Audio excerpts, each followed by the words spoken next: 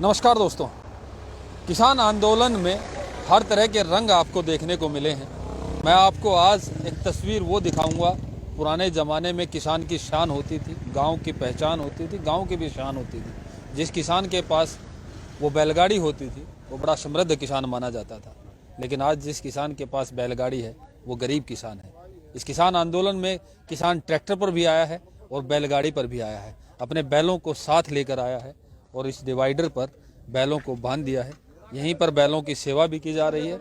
बैलों के लिए राशन या जो कहे चारा कहें साथ लेकर आए हैं और जिसमें लेकर आए हैं वो बैलगाड़ी आप देखिए। मैं इसी बैलगाड़ी का जिक्र कर रहा था। ये बैलगाड़ी पुराने ज़माने की बात करें, आज से 50-100 साल पहले की बात करें तो ये किसान की पहचान होती थी। बैलगाड़ी, जिस किसान के पास ये बैलगाड़ी होती थी उस किसान को बड़ा समृद्ध किसान माना जाता था। ये बड़े सलीके से इसको सजाया जाता था। ये लोहे के जो इसके पहिए हैं और जो ये लकड़ी का बाँक है, इसको काफ़ी सलीके से सजाया जाता है और हर साल में 1 या 2 बार इसकी तेल से मालिश की जाती है। उसके बाद इसका रखरखाव भी काफ़ी करना पड़ता है साल भर में, अदरवाइज इसमें घुन लग जाता है और ये लकड़ी ख़राब भी हो सकती थी। अब ये देखिए, किसान गांव बहलंबा के हाली धूप सिंह इस बैलगाड़ी को लेकर आए हैं और अपनी बैलगाड़ी के शिखर पर इस वक्त बैठे हैं। बैलों की जोड़ी भी साथ लाए हैं। इनसे जानते हैं कि आप इस आंदोलन में बैलगाड़ी पर सवार होकर आए हैं जी, क्या बताने के लिए? ये बैलगाड़ी पर सवार होकर आया। हमने नकली किसान बोला, हम असली किसान होकर आए यहाँ और बहुत मेहनत हमारी अभी बहुत मेहनत चल रही है। यहाँ सारे काम खुबात के हैं और हम मर्दे पर्दे हंडा सारे किसान भाई यार आज रोड पर गिर किसान, छोटी बात को नहीं। ये जो बैलगाड़ी है ये आपने बनवाई थी क्या? ये हमारा बाप ले आ रहा। कहाँ से? ये नतीजाबाद से। कितने रुपए में तैयार होती थी ये गाड़ी जब ये 600 में हुई थी, किला 500 में आ गया मोल, उस टाइम की बात है। तो उस टाइम तो काफी समृद्ध किसान थे आपके बाबा। हाँ जी। और आज क्या हालत है? भाई हालत तो नहीं समझा, तो रात ने देखे तो मारी हो रही, हरू अपना ठीक गुजारा हो रहा, सब दुनियादारी का अपने कमा के खा रहे हैं, अपनी मेहनत तो कर रहे हैं। तो इस बैलगाड़ी को संभालने में किस तरीके से आपकी एनर्जी लगती है, कैसे इसको संभाला जाता है? ये जी साल भर में संभाल के तेल पानी ला के जब रखी है, नहीं तो इसमें साड़ी में घून लाग जाए आती कोई संभाल की चीजें संभाल हमने चीज रंदी नहीं खूब बात है। क्योंकि आजकल इस तरह की बैलगाड़ियां तो सिर्फ म्यूजियम में देखने को मिलती हैं। हाँ, ये जी दौनी भी पड़ा है, तेल भी लाना पड़ा है, फिर साल भर में दौनी पूंजनी पड़ा है, काफी मेहनत से। तो पहले कैसे इस्तेमाल होती थी ये गाड़ियां, किस किस काम में इस्तेमाल? ये सारे काम में होया करती, नाच भी होया करते, दनेत बरात में भी जा करते, बीर छोरी ब्याह थी वो ले जा करते, सारे काम इन्हें तो चलिया करते। और आज क्या काम करते हैं इसमें? आज तो ये औरत लड़ा सौदा अपना, आजकल तो लिया वहाँ खेत में तो गोले गाले भी लिया, बरसीन नार लिया वहाँ भाई टेम हो तो टूटे तप्पा भी धो लिया। हाँ तो दूर के रखा हो भाई ना टाइम लगता, ट्रैक्टर दो हम अपनी गाड़ी चला वहाँ। काफ़ी मेहनत लगती है इस गाड़ी को संभालने में। कुछ और भी किसान हैं जो आप हमें इस पूरी गाड़ी के बारे में पूरी फॉर्मेशन बताइए, कैसे ये तैयार होती है, क्या इसको कहा जाता है और कैसे इसका रखरखाव? जी, ये बैलगाड़ी बैलों की गाड़ी है जो जमींदार की होती है, जमींदार का हिस्सा है, साथ का साथी है ये।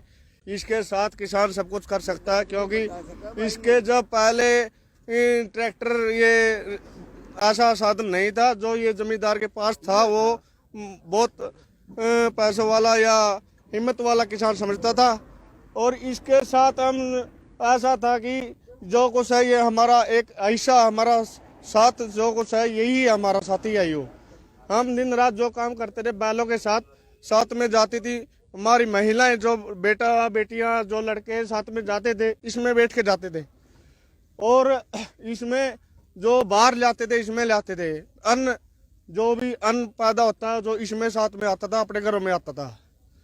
तो इसमें कौन सी लकड़ी इस्तेमाल हो रही थी? इसमें लकड़ी सिस्टमर साल और बहुत बढ़िया वाली लकड़ी तैयार हो रही थी और बढ़िया लकड़ी बिना ये रह नहीं थी, संभाल कर रखी से। और लगता है ये पूरा काला हो रखा है, इसमें तेल पानी काफी दिया जाता है। सरसों का तेल मालिश, हाँ मालिश, बैलों की भी मालिश और बैलों की भी मालिश और गाड़ी रात की भी मालिश, सारा तेल पानी रहे बैलों को मालिश करके रख रखा है, नहीं तो खराब हो जाए। याद रखने की चीज है, दादे पड़ जाएंगे। तो आज बन सकती है क्या ऐसी गाड़ी है? नहीं बन सकती साहब, वो नकल तो वैसे कर लो, बन नहीं सकती कारीगर। आज इस तरह की गाड़ी बन नहीं सकती क्योंकि कारीगर नहीं है, काफी महंगी है।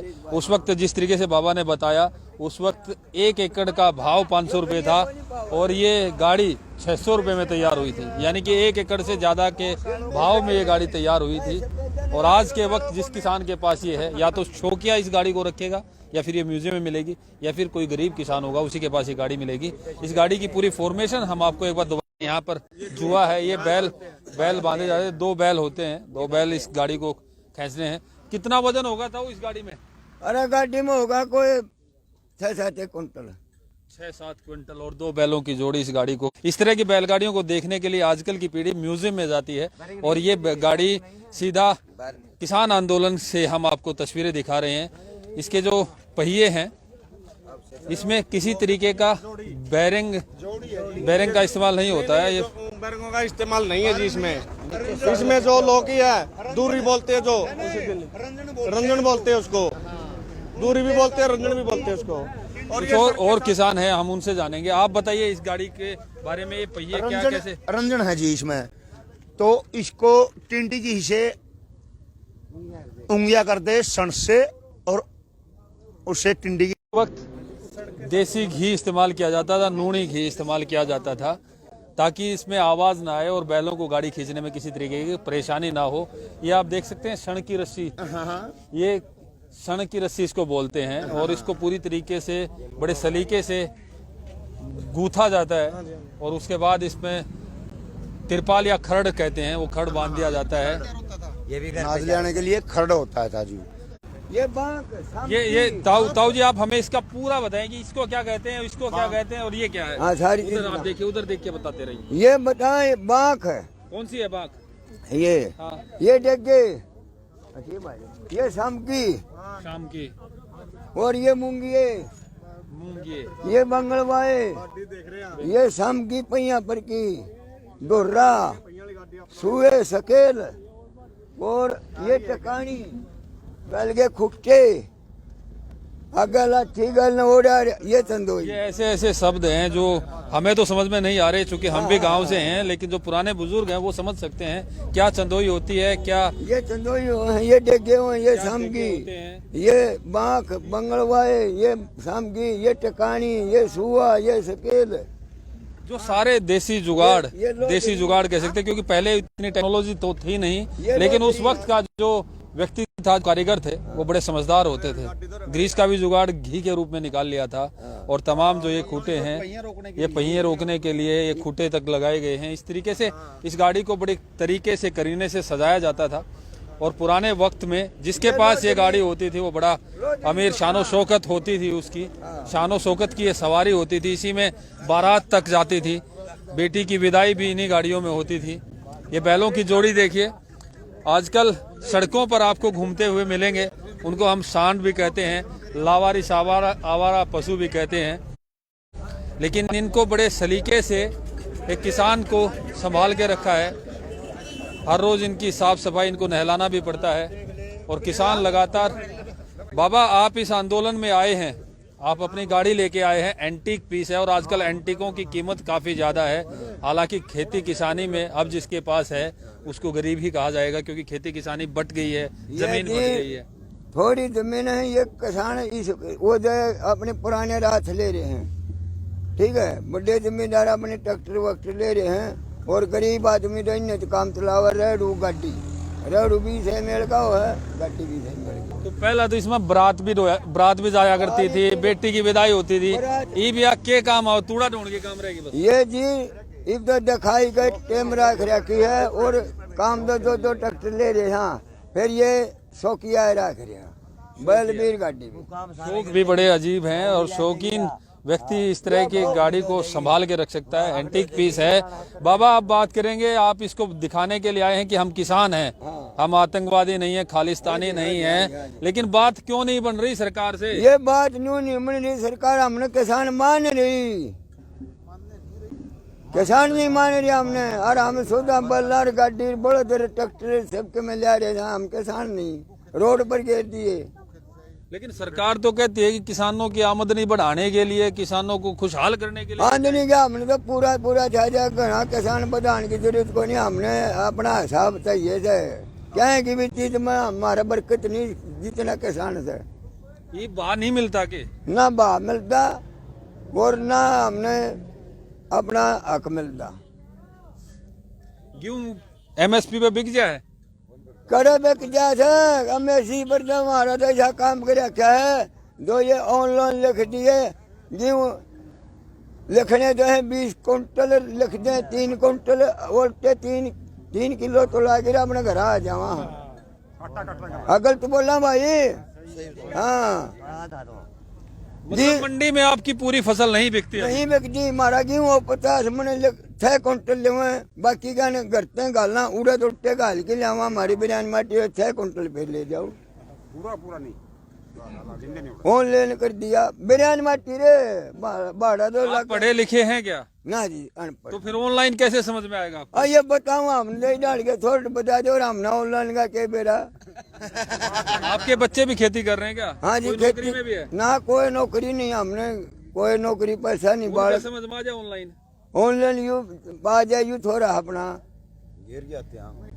नहीं, आप बता रहे हैं बाबा जिस तरीके से कि पूरा गेहूं नहीं बिकता है आपका। पूरा नहीं बिकता, नहीं कपास ऑनलाइन में बिकती है। कितनी लगे कपास के 3 पर में 4 पर में गाल के गिर के आते हैं, कट्ठी पूंजी नहीं मिल रही हमको।